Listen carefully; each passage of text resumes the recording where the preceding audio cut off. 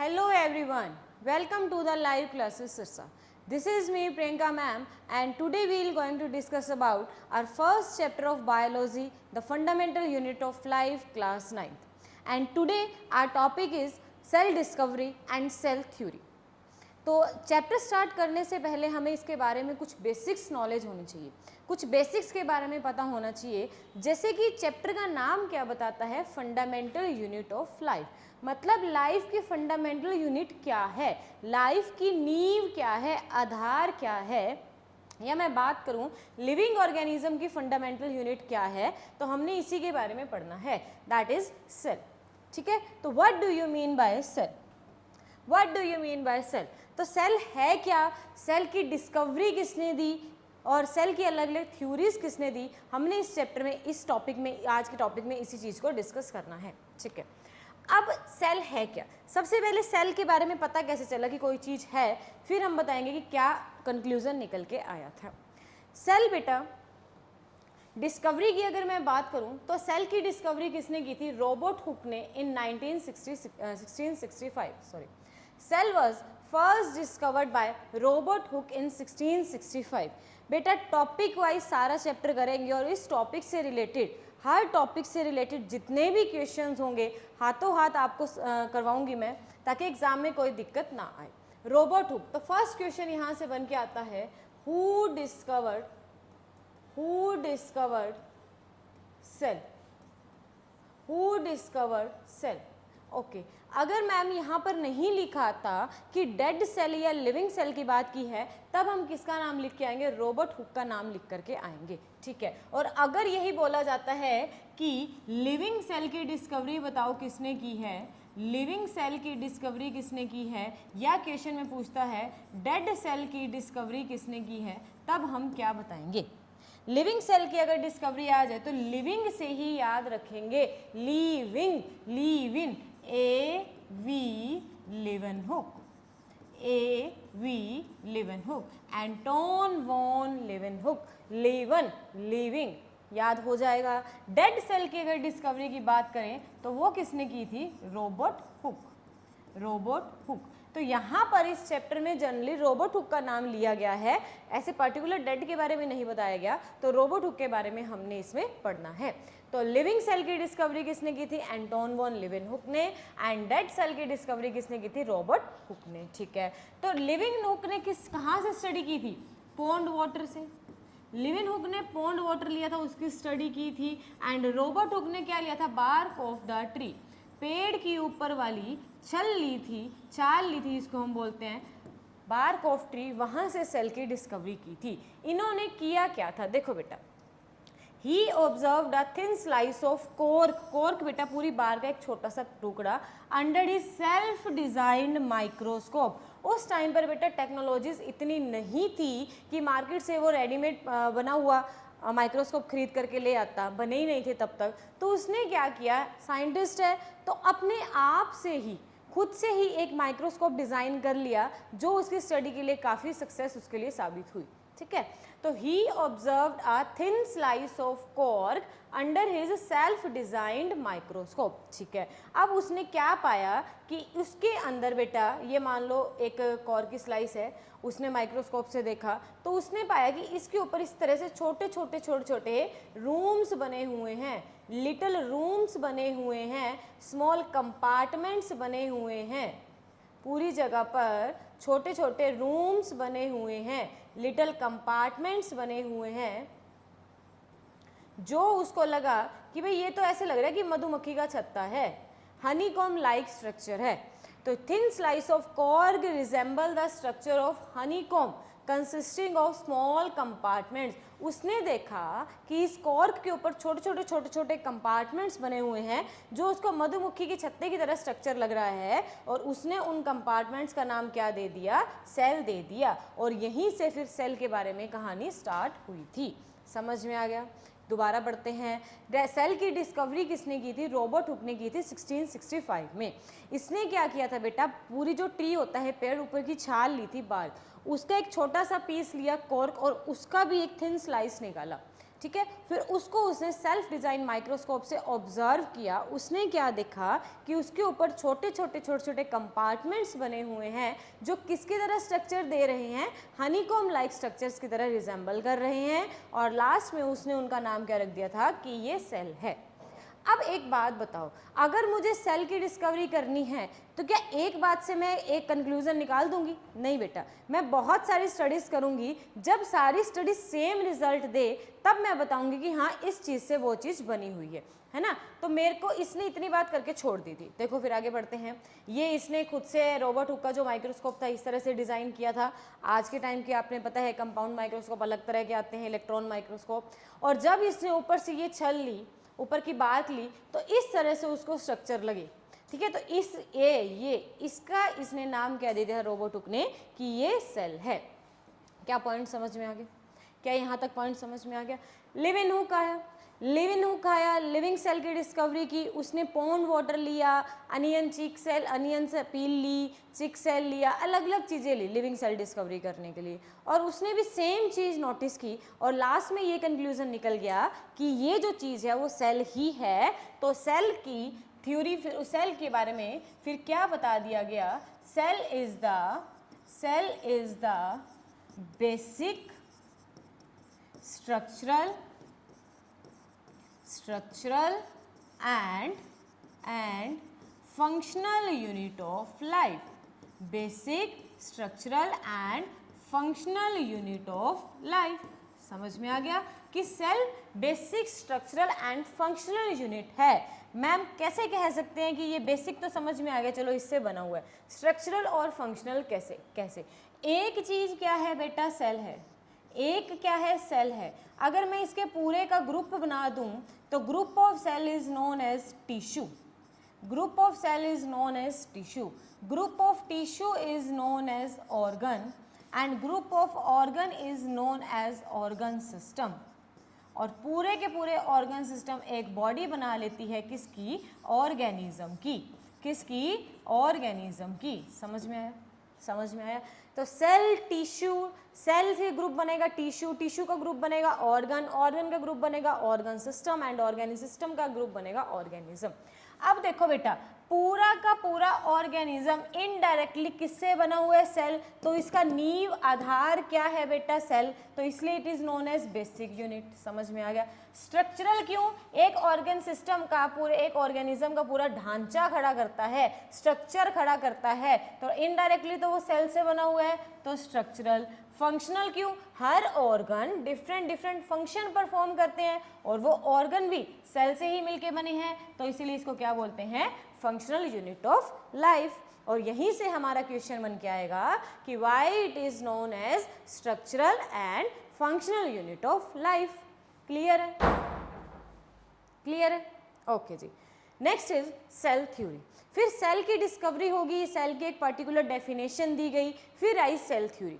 Different scientist आए, उन्होंने बताया कि कुछ सब्सटेंस इस चीज़ से बने हैं, कुछ सब्सटेंस इस चीज़ से बने हैं। तो क्या कंक्लूजन दिया सेल थ्योरी में? हमारे पास बेटा दो साइंटिस्ट आए थे, मैथ्यू स्क्लिडन एंड थियोडर श्वान, या मैं इसको सीधा सा बोलूं स्क्लिडन एंड श्वान। 1838 and 1839. Okay, man. He was a botanist and he was a zoologist. अब ये क्या होता है मैम? मैं बताती हूँ क्या होता है। मैथ्यू स्क्लिडन 1838 में एक बॉटनिस्ट था, और थियोडर स्वान 1839 में उसने अपनी डिस्कवरी की थी, वो एक जूलॉजिस्ट था। जू मतलब क्या होता है? जू मतलब हम याद करते हैं, जू में कौन रहते हैं बेटा? एनिमल्स रहते हैं, ठीक है। तो जो जूलॉजिस्ट होता है वो किसकी स्टडी करता है मैम? एनिमल्स की स्टडी करता है। और जो बॉटनिस्ट होता है मैम वो प्लांट्स की स्टडी करता है, ठीक है मैम। अब स्क्लिडन ने तो बताया कि all plants are composed of cell. Schleiden ने क्या बताया कि all plants are composed of cell, ठीक है। एंड श्वान ने क्या बताया कि all animals are composed of cell, ये इनकी इस ईयर में इन्होंने ये बात बताई थी, सेल। ठीक है, तो ये तो पता लग गया कि प्लांट सारे सेल से बने हैं, एनिमल सारे सेल से बने हैं, बट इनके कुछ ड्रॉबैक्स थे। ड्रॉबैक्स मतलब कुछ ऐसी बातें थी जो इन्होंने नहीं बताई थी, जैसे कि इन्होंने नहीं बताया कि आरबीसी किस में जाएंगे फिर, प्लांट्स में या एनिमल्स में, वायरस किस में जाएंगे फिर, प्लांट्स में या एनिमल्स में, बैक्टीरियाज किस में जाएंगे फिर, प्लांट्स में या एनिमल्स में, इनके बारे में इन्होंने कुछ भी नहीं बताया था। ठीक है, दूसरी बात इन्होंने ये नहीं बताई थी कि इन्होंने बताया कि plants composed of cell, cell से बने तो हैं बट वो सेल से बने कैसे हैं, बने हैं सेल से बट कैसे, how they are composed of cell. इन्होंने ये दो बातें नहीं बताई थी, इन्होंने ये दो बातें नहीं बताई थी। समझ में आ गया, ये दो बातें नहीं बताई थी, तो फिर इनकी मॉडिफिकेशन करने के लिए, इनकी इन बातों को ओवरकम करने के लिए सेल थ्योरी में मॉडिफिकेशन दी गई, और वो मॉडिफिकेशन किसने दी थी बेटा, रुडोल्फ वर्च्यू ने ये मॉडिफिकेशन दी थी। और फिर उसने क्या बताया, उसने इन्हीं के बारे में स्टडी की। प्लांट्स और एनिमल का तो बता दिया था इन्होंने, जो इनकी कमियां थी उसी को दूर करना था, तो उसने ये बताया कि सेल कैसे आए हैं, बने कैसे हैं। इसने एक वर्ड दिया क्या, omnis cellula e सेलुला, omnis cellula e सेलुला, ये एक उन्होंने क्या दिया, एक स्टेटमेंट दी, एक वर्ड दिया। यहां से पता लगा कि सेल कहां से आए हैं।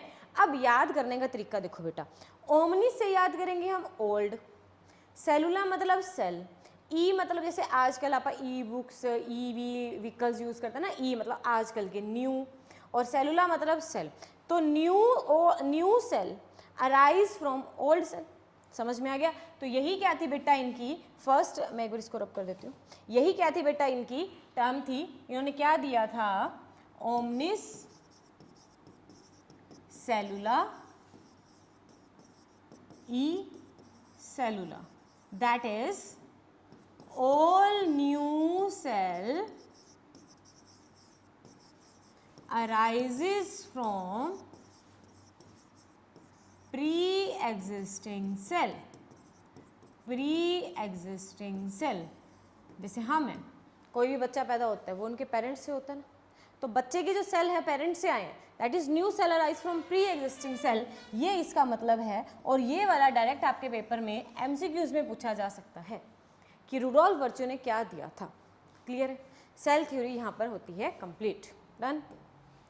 फिर हमारे पास आते हैं बेटा ऑर्गेनिजम्स कितने टाइप के होते हैं। 2 टाइप के ऑर्गेनिजम्स होते हैं, unicellular and multicellular organisms. On the basis of number of cell in their body, उनकी बॉडी कितने सेल से मिलकर के बनी है या उनकी बॉडी में कितने नंबर ऑफ सेल प्रेजेंट है, उसके बेस पर ऑर्गेनिज्म 2 पार्ट्स में डिवाइड होते हैं, unicellular and multicellular. Uni का मतलब क्या होता है, सिंगल, मल्टी का मतलब क्या होता है, मैनी। तो जिनकी body, the organisms which are composed of single cell are known as unicellular organisms, and the organisms which are composed of more than 1 cell or 2 cell are known as multicellular organism.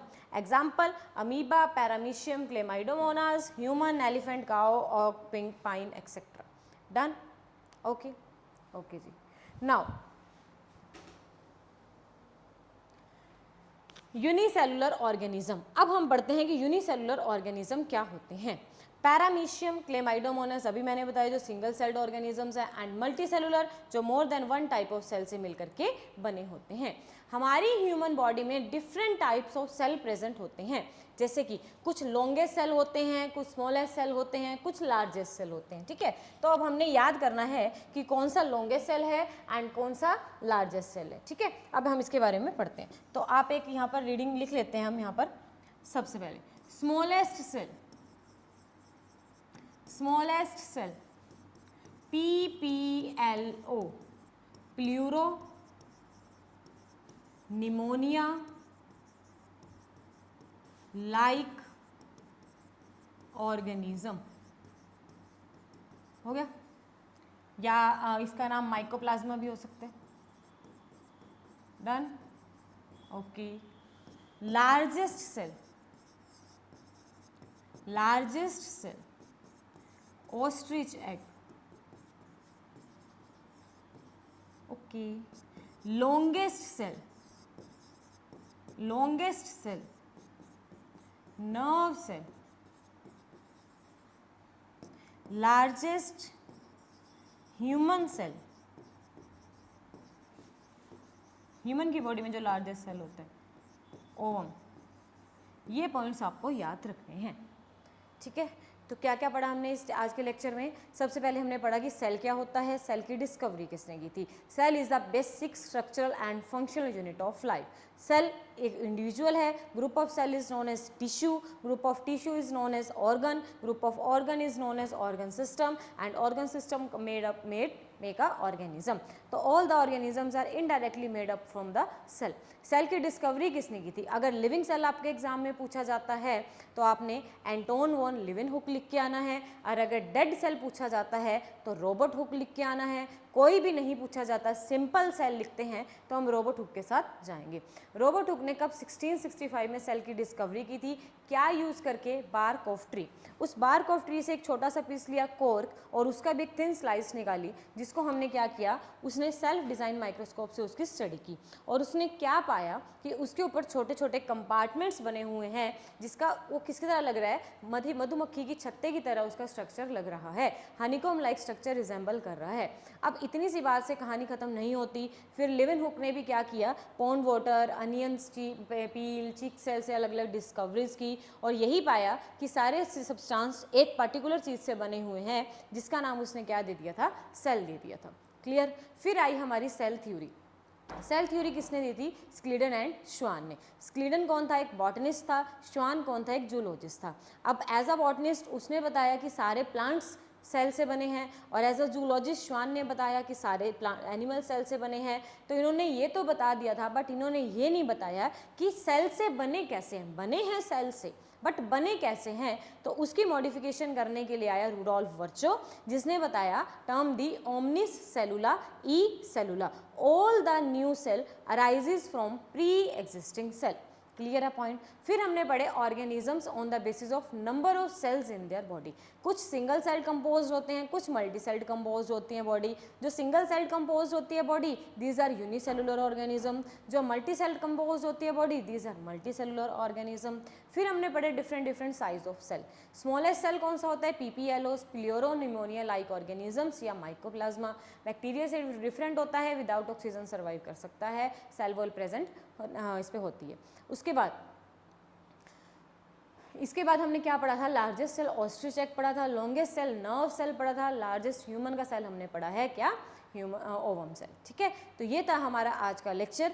आगे हम continue करेंगे अपने next lecture में। Bye, take care, have a nice day.